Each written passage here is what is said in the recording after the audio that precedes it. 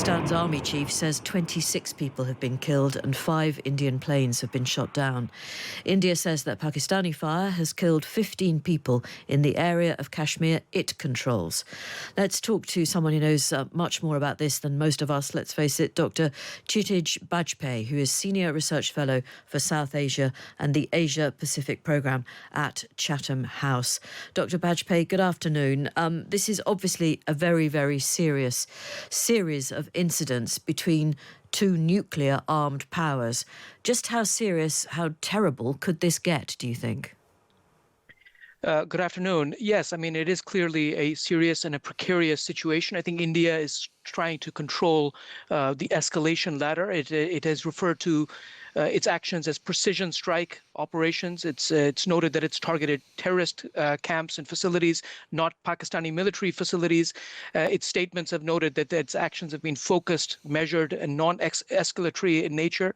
And obviously, it's trying to ensure that the conflict stays below the threshold of a wider, larger conventional or even a nuclear conflict between these two nuclear-armed states. But yeah, that is, of course, easier said than done. There is a risk of accidental escalation.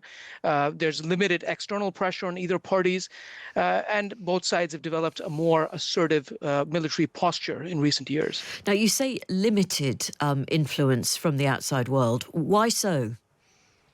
So, unlike previous periods of India-Pakistan hostility, when the US in particular played a prominent role in trying to de-escalate tensions, we haven't really seen any actions of that nature by the US or, for that matter, any other country. I mean, the statements that have been made by President Trump, he referred to the airstrike or the military actions that have been taken by India as a shame. He said that both countries will sort this issue out one way or the other. So clearly, that it seems that the U.S. doesn't want to take a very hands-on role in the context of the ongoing hostilities and tensions. Other countries have also expressed concern, have called for restraint, but beyond that, we haven't seen any country trying to, at this point at least, step in and try to mediate or broker a peace between both countries. Right. I mean, that's interesting. We have heard our own Prime Minister say that he favours encouraging de-escalation, but you're suggesting that doesn't mean a great deal in practice. Yeah, clearly. I mean, if you, again, compare to previous periods of India-Pakistan hostility, where countries had come out in calling for condemning India and Pakistan's actions. We're not really seeing that level of condemnation. Nobody's condoning either country's actions, but nor are they condemning the action. So I think it's a very limited external role at present. And what happened, remind us, during the last Trump administration? Because I think when there was trouble then, the Trump administration, Mark I, did get involved, didn't it, up to a point? Up to a degree. Obviously, there was a very different Trump administrations. There were not many, I would refer to them, not as many Trumpians in his cabinet at the time. So the previous period of hostilities took place in 2016 and 2019. In both cases, again, what we saw by India were these precision strike operations, so-called surgical strikes in 2016 in response to a terrorist attack, and airstrikes in 2019, again in response to a terrorist attack. Pakistan then responded. You saw limited tit-for-tat escalation, and then tensions died down before they then resumed again a couple of years later. But I think what has changed is the fact that you no longer have a US and NATO presence in Afghanistan.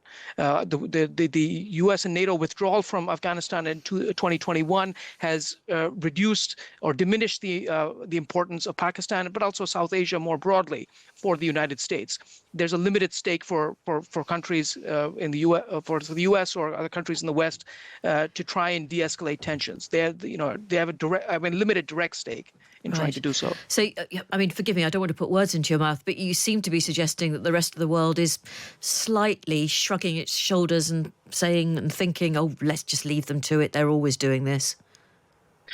Well, I mean, to a degree, I think we're living in some ways a new world order. I mean, under the Trump administration, we've seen a growing emphasis on some sort of spheres of influence mentality. We can see with Trump's claim to the Panama Canal and to Greenland and to Canada, and regarding the Russian invasion of Ukraine as primarily a European concern. In that context, the U.S. has a very limited interest in getting itself involved in South Asian geopolitics. Obviously, if the situation deteriorates further, in particular, if we see signs of a wider conventional conflict or in notably a nuclear conflict between both countries, that would, I think, prompt the international community, neighboring countries, in particular China, to perhaps play a more hands-on role in trying to de-escalate tensions.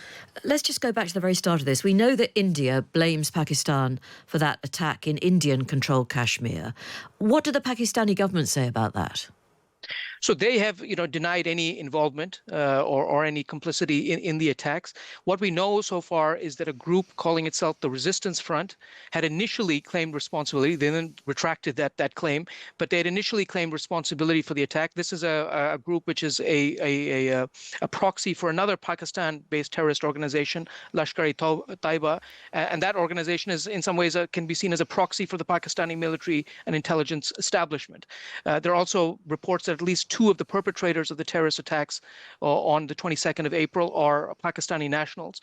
So as of now, it's I think the indications point towards some level of Pakistani involvement in the attacks. The level of Pakistani state involvement, I think that is yet to be established. So I know there have already been protests on the streets in Pakistan.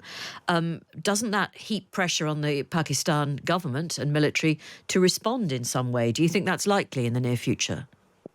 Yeah, I think that in some ways goes to the roots of the issue. Is that I think prior to the terrorist attack, which took place last month, we saw that the Pakistani military was on the back foot to a degree.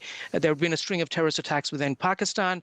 The Pakistani military had also lost some of its shine or popularity following the conviction of former Pakistani Prime Minister Imran Khan, persecution of his supporters. So I think this attack in some ways could be seen as an attempt by Pakistan's military and intelligence establishment to reassert its relevance.